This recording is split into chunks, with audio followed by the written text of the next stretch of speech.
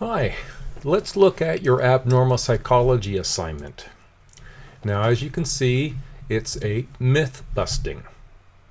So we're going to distinguish between what's a myth and what is fact, because a lot of mental illness issues are myth-based. And so this assignment is just your attempt to try to bust the myth.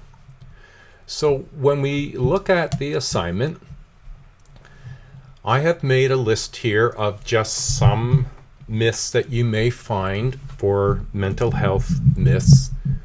And you can go to the Georgian Library online and you can get 3 different resources that are credible and that are helpful for you to help bust the myth. There's just a few conditions there around how current the data needs to be, and it needs to be evidence-based and accurate. So there are some myths. Now you may come up with your own, and that is fine. Or if you feel more secure, feel free to email me with what your idea is, and I can confirm that you're on the right track or give you some suggestions. Now when we move to page 3, what I've done here is try to break down the task of making a video. Some of what I've put here are essentially what I do in making my own videos.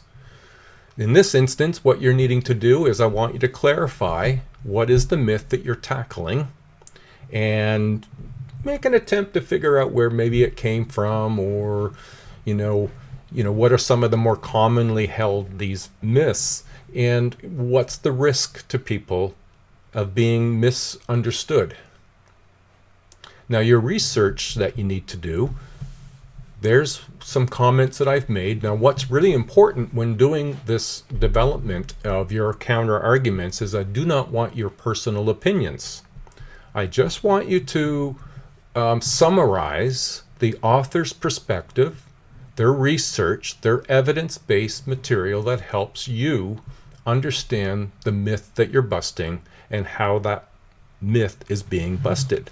Now it's really important that you check to make sure that things are authoritative, and share your arguments in 3 different ways. I want you to be able to clarify things really well. I want you to use 3 reliable and credible sources and get them from the library resource. The library resource, the databases there are made available virtually by your partly through your tuition fee. So this is a free service that you've essentially through tuition helped contribute to.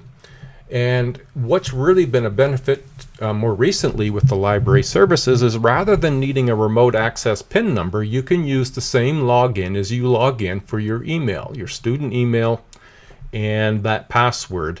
The way you log in for things can be the same way that you log into the Georgian Library. You need to pick up 3 pieces of research, and what I would recommend when you get to the library, to that web page, click on Scholarly Peer Reviewed, and that will improve your search for credible research pieces. When you find 3 pieces, make sure you save them as a PDF, because those 3 pieces need to be added to your handing in submission in week 11. That's November 26th at 5 p.m. is when this is due. So those 3 things need to be attached. Now what you're going to do in page 4, I've mapped out what you need to do. You're going to create a 10 to 15 minute video, not less than 10 minutes and not more than 15. Marks will be deducted for too short or too long. It needs to be posted no later than November 22nd at 5 p.m. There will be a link in the week 11 for you to put your assignment in. And in that, you need to post the PDF files that include your script. So when you talk on your video, I want you to write a script first and use your script as the guide for what you will talk in your video. Your video also will be posted in your journal, but not as an MP4 video. I only want the URL.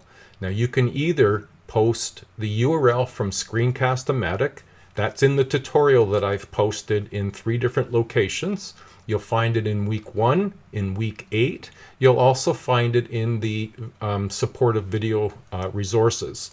And I think I'll put it in the syllabus and assignments folder as well.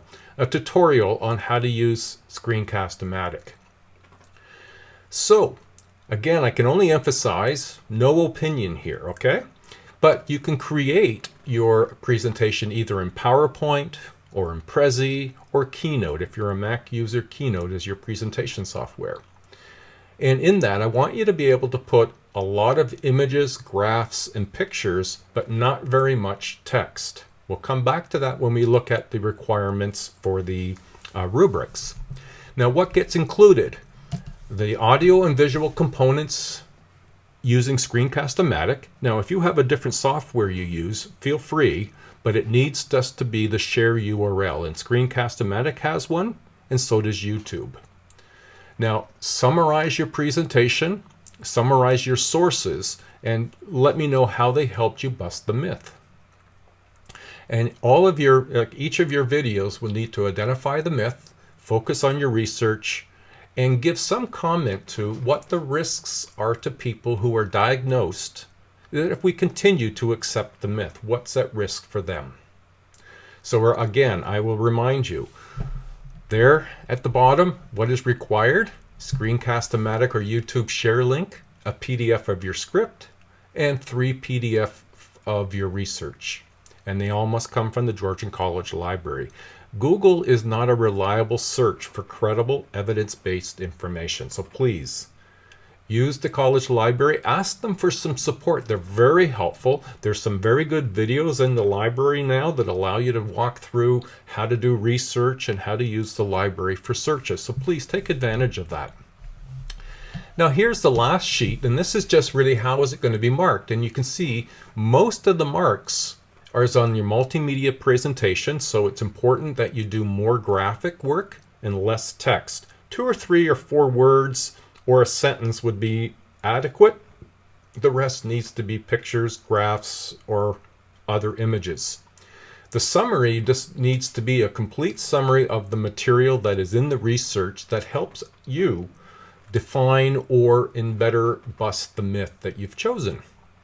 So it's important to avoid opinion. We're not interested. We're trying to keep this research based so you can also learn something about what the myth is and what's more accurate than the myth.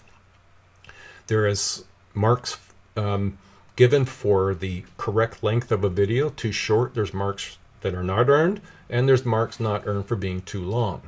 You must submit a PDF format of your script and the 3 pieces of your sources.